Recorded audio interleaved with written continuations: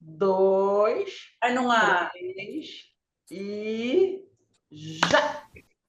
Sim, agora? Ana bobeou, Ana! Tem que fazer um ensaio especial. Tem que fazer para uma portuguesa. Oh, sexo começando com chuva de novo. Gente, Salvador só chove, vou virar Bem, sapo. Com um tema que eu fiquei tá tomando minha cabeça, assim, tá me enredando o miolo, porque eu não sei muito bem como responder ao tema, então vou procurar a ajuda de vocês para ver se a gente consegue responder juntos, que do episódio de hoje, Socorro, meu filho está na internet, para a gente falar um pouco do Discord, um pouco da Deep Web, um pouco da perdição, que a gente diz assim, antigamente um raciocínio, antigamente ontem, sei lá, há poucos anos, viu? Todo mundo pegou isso. E assim, graças a Deus, meu filho está em casa, a família toda reunida, o menino está lá no quarto jogando o gamezinho dele, tudo está bem, essa família está toda protegida. Agora, eu não sei o que eu faria se eu visse meu filho fechar a porta do quarto para ir para a web. Porque eu não saberia dizer com certeza se o menino está em boas companhias ou em péssimas companhias, em companhias de bandidos. E eu queria começar com vocês sobre isso. Eu acho que é um assunto que ninguém sabe muito, mas todo mundo precisa tomar algum tipo de iniciativa, porque senão a gente vai perder a batalha, porque nem comunicação tem. Então, os bandidos estão prosperando. E a gente está lá, ainda no tempo antigo, onde, graças a Deus, minha família está protegida. Então, quem quer começar? Vai, Dan. Dan Eu, é um com- viajado. Tomara que ele já tenha entrado em algum desses lugares perigosos para contar. eu era quando começou esse negócio de internet, né, que tem internet em casa, banda larga, eu era adolescente, né? Então eu bem sei sobre isso. É muito interessante esse tema, especialmente porque da forma como o Ribeiro trouxe, a gente, né, tinha essa imagem de o filho tá aqui dentro, tá protegido, lá na rua ele tá desprotegido, né? E as pessoas ainda não criaram essa consciência de que digitalmente é a mesma coisa que o real, só que de uma forma digital. Então, é necessário que as famílias tenham atenção sobre o tipo de conteúdo que as crianças estão consumindo, porque você deixar ela na internet solta é a mesma coisa que você falar, saia para brincar na rua. E um grande problema porque os pais de hoje em dia não têm tanto domínio na internet, nos aplicativos. Todo dia surge uma rede social nova. Eu que estou ali jovem ainda, mas nem tanto, já fico meio perdido com algumas das redes sociais novas. Imagina alguém que não teve acesso, só começou a ter acesso a isso depois dos 30. Então, essas pessoas, elas estão dentro desse padrão antigo, pensando está dentro de casa, está seguro, mas se você não sabe colocar o dentro de casa ali no espaço virtual, você está deixando ele na rua inseguro. E a gente vê muitos casos aí de pedofilia, terrível esse tema, inclusive, né, de São falar sobre isso. crueldades sem fim. Os jovens ali totalmente manipuláveis, porque eles não têm consciência e não tem quem dê esse guia, né, que fale, cuidado, isso não é tão seguro assim quanto parece, né? Eu queria somar ao que o Dan falou. Eu concordo totalmente com o que ele falou e continuo dizendo que quando se os pais dissessem vai para a rua, você vai para a rua e digamos que embate ou cruza com gente perigosa e você percebe que fica um pouco enrascado e tem que sair daquelas pessoas, entra numa loja, pede ajuda, volta para casa, enfim, metaforicamente você tem algumas saídas, mas na internet ninguém sabe muito bem sair dessas situações, porque quando você entra nesses grupos, daquilo que sabemos da internet, você depois fica um pouco, digamos, invadido, não é? Por vírus, por seja pelo que for, você depois é difícil você sair daquela enrascada. É mais difícil digitalmente sair do que na rua, porque aí, e principalmente as pessoas não sabem, porque eu já vi muitas pessoas dizerem, ou jovens dizerem, não tem problema, eu mudo de computador, mudo de nome, mudo enfim, mudo de identidade, mas o problema é que esse tipo atraso esse tipo de perigos, eles descobrem, eles sabem que você tem vários nomes, eles descobrem, e esses problemas são mais perigosos também por isso. E terminava esta parte para dizer que me lembrei que é um pouco como, eu acho que a adolescência, eu vejo-a sempre um pouco como atravessar uma floresta. E nós já atravessamos essa floresta, sabemos que ela tem perigos, também sabemos que caímos, todos nós caímos em alguns lugares e sabemos, temos medo que os mais jovens caiam nos mesmos lugares, só que o problema é que cada pessoa cai num lugar particular, ninguém cai nos mesmos lugares que os outros, ninguém vai apanhar da floresta da mesma forma que os outros. E a gente também não pode impedir que elas sofram na floresta, para o bem e para o mal. E eu sempre penso que nós devemos construir na cabeça de cada ser humano uma autonomia de pensamento. Bom, tu vais passar uma floresta, o que é que eu te posso dar para tu olhares e tentares viver os problemas da floresta? Assim como a internet. Eu vou para a internet, eu sei que há perigos. Como é que eu dou a um jovem as armas e as ferramentas? E aí eu abro para a Ana, por causa dela de ser especialista em comunicação, porque como eu dou armas a essas pessoas, mesmo jovens, mesmo pequeninos, meninos pequeninos ou meninas que alguém pergunta alguma coisa e eles dizem não, obrigada. Saber recuar, saber sair de uma enrascada, saber pedir ajuda, essas coisas têm que se voltar a ensinar. Parece que isso é que eu acho que está solto. Só para avisar que a gente está chegando ao final do primeiro terço do programa, hein, pessoal? Objetividade aí na hora de falar. Eu vou falar uma coisa que não tem nada a ver, tendo tudo a ver. Essa semana, no início da semana, eu fiz um Pix para uma farmácia de R$ 100. Em 1 minuto, eu recebi um SMS dizendo que tinham entrado na minha conta e que eu tinha uma dívida que eu deveria não aprovar, porque ela já estava pré-aprovada, de R$ 4.500. Se eu não tivesse com quem falar, e eu, por acaso, conheço o meu gerente, eu me dou muito bem com ele, tem o telefone dele, eu posso falar com alguém. Ele não, eu teria entrado em contato com esse número que veio SMS, como se fosse do meu banco, mas era golpe.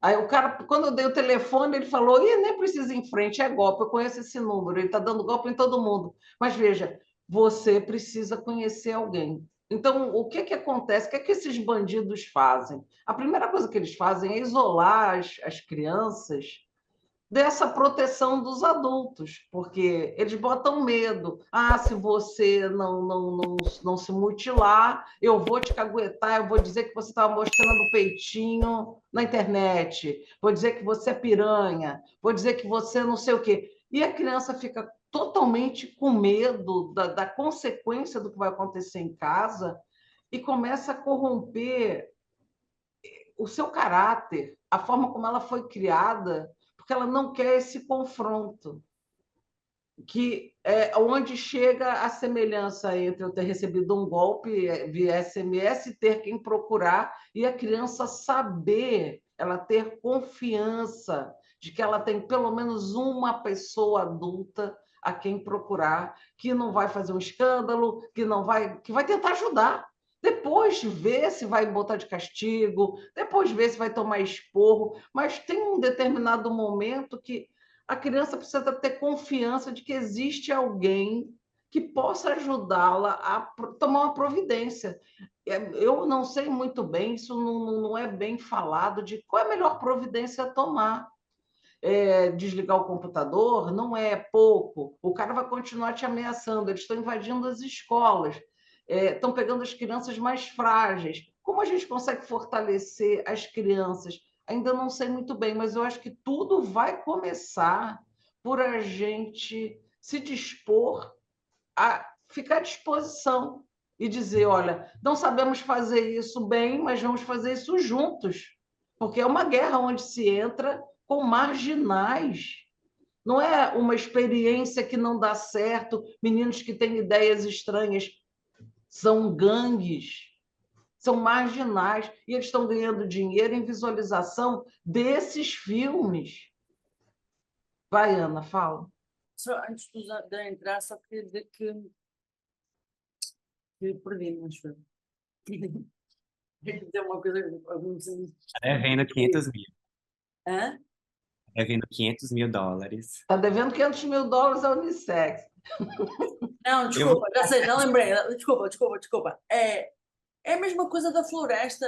Assim, olha, filho, olha, aluno, olha, amigo, seja o que for. Eu já passei por essa floresta, ou quando vou para essa floresta, dito internet e tal, olha, eu tenho cuidado com isto, tenho cuidado com aquilo, e você, com o que é que tem cuidado? Porque as pessoas não falam com os adolescentes e com as crianças como se eles fossem seres humanos, falam como se, olha, tu tens nada, é um ser humano, só não tem tanta experiência, mas tem pensamento, tem opinião, falem com eles como se fossem pessoas normais. Olha, eu quando vou faço assim, como é que tu fazes? Olha, cuidado. E aí o adolescente e a criança diz, ao pai ou ao professor, eu entrei nessa floresta, o senhor disse-me que havia lagoas, mas eu encontrei buracos. E o que é que eu faço? É assim que tem que se entender agora. Ai, como é que vamos fazer com as crianças e com os adolescentes? Ou então Eles, pior, coitados, você não está são capazes. proibido. Eles são Ou então capazes. pior, chega para um menino e diz, você está proibido, você não sabe o que te espera. Nós é que sabemos, os adultos. Isso está tão errado, isso tem que acabar. Os adultos não sabem nada. Nós não sabemos nada, ninguém sabe nada. Vamos ajudar, juntar e dar um pouco de crédito aos adolescentes e às crianças. Eu estou um bocado cansada dessa coisa, e está pior. Vai, Dan, desculpa. Eu vou descascar essa cebola. Vou. Porque eu acho que é importante a gente descascar essa cebola, né? O que Ribeiro trouxe aí sobre essa questão de ter muitas ameaças e tudo mais, e como o Santos falou sobre, né, essa forma de você aconselhar o outro, porque eu já cometi esse erro, não quero que você cometa também, né? Eu acho que isso tudo está ligado a uma coisa numa camada mais abaixo, que a gente precisa também tirar um pouco da inocência, dessa inocência premeditada, como se toda criança, todo adolescente fosse o puro suco da inocência mundial. Existem muitos adolescentes que vão atrás dessas situações na internet, exatamente para poder desafiar esse poder de autoridade que a escola representa, que a família representa, que as pessoas mais velhas, né, responsáveis ao seu redor representam, e muitas vezes nem precisa que a pessoa esteja ali ameaçando ela a fazer alguma coisa. Ela está fazendo por causa dessa bravura adolescente, né? Essa coisa de achar que sabe de tudo, que já sou consciente, já tenho consciência aqui das minhas atitudes. E a gente sabe que não é, porque maturidade não tem nada a ver com idade, tem a ver com quantidade de experiências, né? E uma pessoa adolescente é imatura porque ela não teve tempo hábil de viver a quantidade de experiências que ela precisa para ser madura. Então, até essa parte de o que fazer com essa criança para impedir que ela vá para essa floresta doida aí, que é essa deep web maluca, eu acho que uma das primeiras coisas que a gente precisa é saber hierarquizar essas autoridades, né? E falar assim, olha, você está aqui com um computador, isso aqui é uma responsabilidade. Você vai entrar na internet, isso aqui é uma responsabilidade.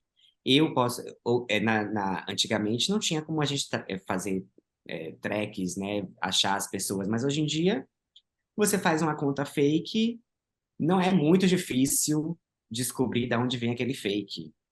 né? Especialmente se tiver algum processo jurídico, alguma coisa assim, é muito fácil de saber, né? As redes, as big techs, elas sabem tudo da sua vida.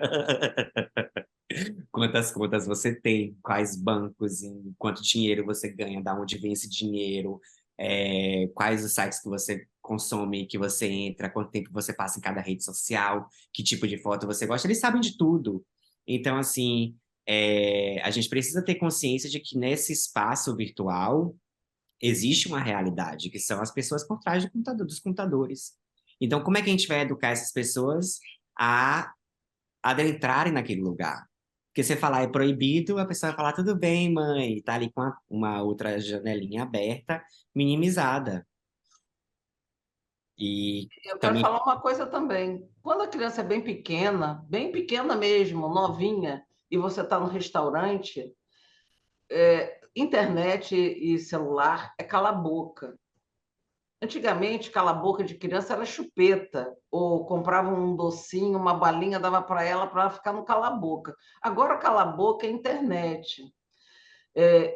Os adultos, eles praticamente abrem a porta da internet para os seus filhos, mas eles não controlam nada do que acontece lá dentro, é só uma distração. Os adultos querem conversar, então deixa as crianças na internet. Gente, isso é um grande erro. É a mesma coisa que você dizer, os adultos estão conversando, então vamos colocar as crianças para passear ali no meio daqueles traficantes. Você não sabe, traficante não tem uma camiseta escrita traficante. Então, você tem que avaliar e você tem que distribuir aquilo que você acha melhor. Os pais, muitas vezes, não sabem nem vetar site. E Então, o o filho está lá trafic- vendo pornografia braba e eles estão achando que eles estão vendo o filme do Bambi. Pelo amor de Deus! o traficante agora não tem barba, não anda sujo e não tem um cigarro pendurado, não é assim não. A imagem das pessoas que fazem coisas erradas é totalmente diferente. e não vamos esquecer que você pode colocar qualquer imagem. Então, Ora você pode bem. colocar uma imagem. Bora apertar o passo, porque a gente entrou no terceiro terço do programa, hein? Plim, plim, plim, hein? Eu vou fazer um salto, mas que tem a ver com tudo que a gente falou aqui. Eu lembro-me quando comecei a dar aulas como professora, tinha feito uma faculdade, 5 anos, estudado uma vida inteira, com aquela idade, achava que sabia tudo e quando comecei a trabalhar percebi que as coisas mais importantes, as coisas que decidiam o tipo de pessoa que eu era profissionalmente, se era honesta, se não era, se era trabalhadora, enfim, como eu fugia na floresta dos problemas, digamos assim, tudo isso não vinha nada da faculdade. A faculdade era um tipo de conhecimento, mas o conhecimento de viver a vida vinha da educação que eu tinha tido em casa. Como é que eu via os meus pais a fazerem as coisas, os meus tios, os meus irmãos, a família. Então isso ficou na minha cabeça. E quando eu não tinha livros para recorrer, agora há, mas quando eu não tinha livros, não tinha Googles, não tinha nada, eu pensava, como é que as pessoas que eu conheço, que eu conheci até agora fazem? Eu acho que eu também concordo e fazia assim. E juntando também, eu tive a oportunidade de viajar pelo mundo, fazer muitas viagens em trabalho, e em muitas situações eu fiquei sozinha, em lugares, e a ter que fazer coisas que me assustaram, como devolver um carro que a gente tinha alugado para ir trabalhar para México. Atravessamos os Estados Unidos até ao México de carro, e depois as minhas atletas não puderam devolver o carro, eu tive que ir devolver sozinho. E vêm todos os fantasmas. Estados Unidos, eu estou com um carro, eu vou passar na fronteira mais, era a fronteira a fronteira mais pesada dos Estados Unidos, ali a que passa em direção a Los Angeles. E eu morrendo de medo de fantasmas, mas sempre pensando, bom, eu estou a fazer o que eu acho certo, porque eu tenho esta experiência das pessoas com quem convivi e o mundo que eu vi. Então, eu termino dizendo que o meu conselho seria: façam isso às pessoas mais jovens que estão à vossa volta. Uh, Sejam crianças, sejam adolescentes, seja quem for, falem das coisas, mostrem como vocês são. Não se ponham como adultos muito importantes e que, ai, agora não podemos porque o adolescente está a ouvir. ai, agora não vamos falar isto porque a criança está aqui presente. Eles têm que viver a vida desde pequenos, como ela existe, de uma maneira o mais real possível, para depois, quando saltarem para o mundo, entenderem como devem fazer. Eu imagino que o Dan deve ter vivido coisas parecidas, bem mais jovem do que eu, porque andou a estudar pelo mundo, e a gente tem que ter alguma base, senão você anda perdido. A floresta não é só complexa na internet, porque as pessoas também acham que só a internet é que é um perigo. Meu Deus, o perigo está do lado. A gente tem que dar isso às crianças e aos jovens o mais cedo que for possível. Vai você ou vai eu, Dan? Você quer ir? Posso ir. É, Eu queria falar com os pais, mas afinal não vou falar com os pais, vou falar com os filhos. Eu acho que o medo, a sedução, a internet tem muitas coisas excitantes. E a criança fica tomada com 12 anos, 13 anos, por esse conhecimento do que é o mundo. E, de uma certa maneira, a criança também se sente protegida de fechar a tampa do note e dizer: bom, agora ninguém mais me pega. Eu, pá, bati o computador, ninguém mais vai me ver. Tudo isso é mentira. Então, você tem a excitação, mas é muito importante você avaliar se aquele medo vale a pena. Porque experimentar todos os medos é insano. E ter todas as experiências, porque você está protegido pela internet, é uma ilusão. Então, começou a se sentir em perigo, tem alguém que está dizendo para você quebrar a perna do seu gato, ou se cortar, ou fazer alguma posição sexual que você não queira fazer, você começa a aprender a dizer não e a procurar ajuda, porque só o não adianta, eles têm muita influência verbal para te convencerem. Basta você pegar qualquer bandido estelionatário pelo telefone, que ele tenta te convencer de qualquer coisa. Não, basta botar essa senha. Não, a gente não vai mandar ninguém lá para pegar seu cartão. Todo mundo já lidou no telefone com um estelionatário, gente, porque eles vivem dando golpe. É pior porque seu filho não tem a experiência que nós temos em fugir de golpe. E ele está caindo. Então, se você não tem confiança em ninguém dentro da sua casa, você tem medo do seu pai, tem medo da sua mãe, procure um adulto, procure seu professor, procure seu vizinho, mas comece a procurar ao seu redor o adulto em quem você realmente confia para dizer: eu acho que estou em perigo, tem um cara me ameaçando. E coloque isso em palavras. Porque é muito difícil você dizer: tem um cara me ameaçando, tem um cara me coagindo. Eu nem sei se todos os adolescentes conseguiriam botar isso em palavras com tanta clareza, mas vocês têm que tentar. Porque se vocês não se aproximarem de um adulto, meu Deus, vocês estão à mercê, sozinhos, de gangues. E aí não tem como escapar, nem se eu fosse uma adulta sozinha, eu acho que conseguiria escapar de uma gangue fazendo lavagem cerebral em mim. Vai, Dan. Eu tenho dois conselhos hoje. Ah, que isso? Vamos lá para o primeiro conselho. O primeiro conselho eu vou fazer que nem a Ana Ribeiro, que ficou aí na dúvida de se vai falar para os pais ou para os filhos, e vou dar um conselho para os pais e outro para os filhos. Meu conselho de US$ 1 milhão para os pais é: sabe aquela vozinha fofinha que você faz com seu filho? Pare. Pare, porque você fica bestializando a criança, você fica colocando ela nesse lugar de neném. Eita, chega, bateu a perna aqui. Não sabe de nada, bebezinho, neném, neném, neném, neném, neném. E aí você deixa de educar a criança da forma que ela precisa ser educada, que é para viver a infância dela, depois viver a adolescência dela e um dia virar adulto e ser uma pessoa responsável na sociedade. Então, pega essa vozinha e fale com o seu cachorro, com o seu gato, com o seu animal de estimação, com o seu namoradinho, né? Essa coisinha meio tosca, brega, assim, às vezes é até legal. Esse é o meu conselho para os pais, agora eu vou dar o conselho para as crianças. E, na verdade, é um conselho que eu já dei no passado, presencialmente, assim. Uma ex-aluna minha estava terminando o terceiro ano e estava muito na dúvida do que é que ela queria fazer, sendo que o que ela queria fazer mesmo era trabalhar com audiovisual. E ela veio para mim, né, perguntar minha opinião. Na verdade, ela queria que eu falasse assim, faça. Eu falei, olha, eu não vou ser essa pessoa que vai falar para você faça, né? Eu, como uma pessoa que te admiro muito, seu ex-professor, nananã, vou te encorajar no que você quiser seguir para você, porque depois que a gente ensina a voar, a gente só quer que voe, né?